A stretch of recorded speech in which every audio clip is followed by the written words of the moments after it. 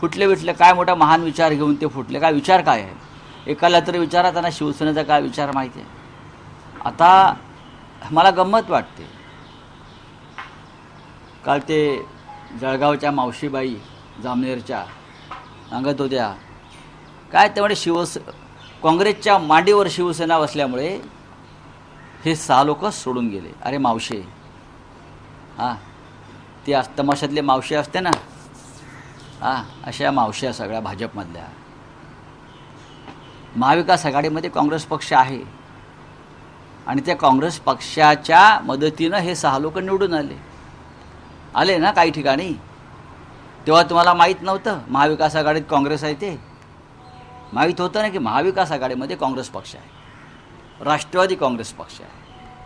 हे त्या 6 लोकांना माहीत होतं ना. आता मोठं सांगतायत तुम्ही. आणि काँग्रेसचा या मावशीबाईला जामनेरच्या काँग्रेसचा एवढा तिटकारा कशा करताय? या काँग्रेसमुळे देशाला स्वातंत्र्य मिळालं, तुम्ही काय केलं? ह्या काँग्रेसमुळे देशाला स्वातंत्र्य मिळालं, लोक तुरुंगात गेले, काँग्रेसचे क्रांतिकारक झाले. तुम्ही दाखवा ना एक क्रांतिकारक देशासाठी ज्याने आपला प्राणाचं त्याग केला, असा कोणी आहे का तुमच्याकडे भारतीय जनता पक्षामध्ये? आम्हाला सांगा. तेव्हा उगाच हे बोलू नका काँग्रेसचे नावं घेऊन. आणि काय ते म्हणे बंड केलं. कसलं बंड? बंड भगतसिंगांनी बंड केलं, 50 कोटी घेतले होते काय? राजगुरूने क्रांती केली, 100 कोटी घेतले होते. बंड आणि क्रांतीला बदनाम करू नका.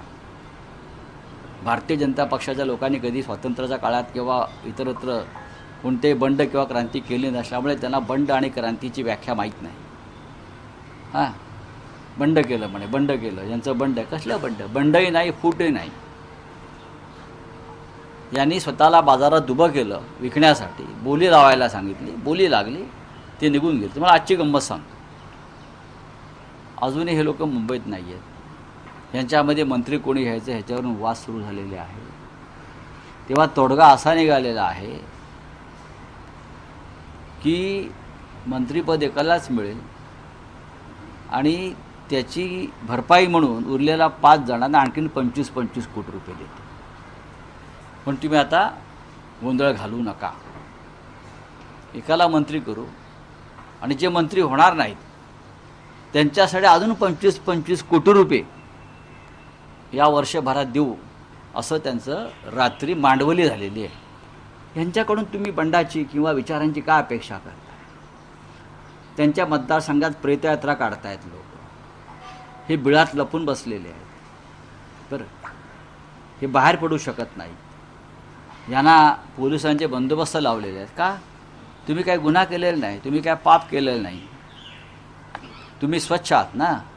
मग तुम्हाला आता पोलीस ताफा एवढा मागे पुढे कशा करता? आणि या राज्याचं पोलीस खातं फक्त गद्दारांच्या रक्षणासाठीच आहे का?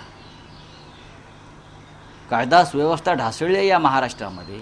महिलांवरचे अत्याचार वाढलेले आहेत, खून दरोडे वाढलेले आहेत, हत्या वाढलेल्या आहेत, फसवणुकीचे किडनॅपिंगचे गुन्हे वाढलेले आहेत.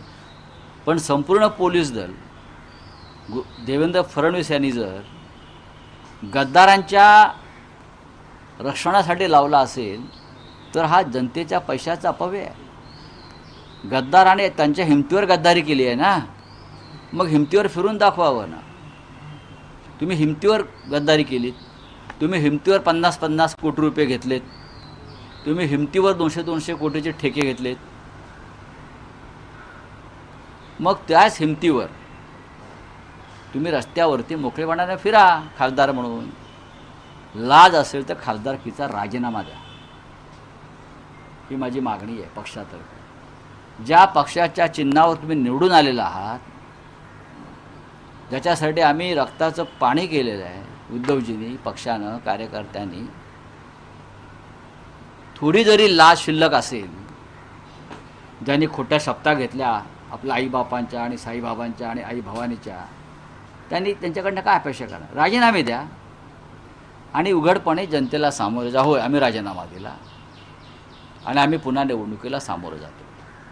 तुमच्यात हिंमत असेल ना तर हे करा. माझं त्या भाजप जे लोक त्यांचं जे काय समर्थन करतात त्या गद्दारीचं ना मी काल सांगितलं आहे. आणि सगळ्यांच्या माझ्या पक्षाच्या वतीनं मी सांगतो, अर्धा तास फक्त ED CBI मिळू द्या. भाजपचे महाराष्ट्रात 7 तुकडे होते आणि सगळ्यात आधी पक्ष सोडणाऱ्यामध्ये गिरीश महाजन असतील. एवढ्या भानगडी आहेत त्याच्या.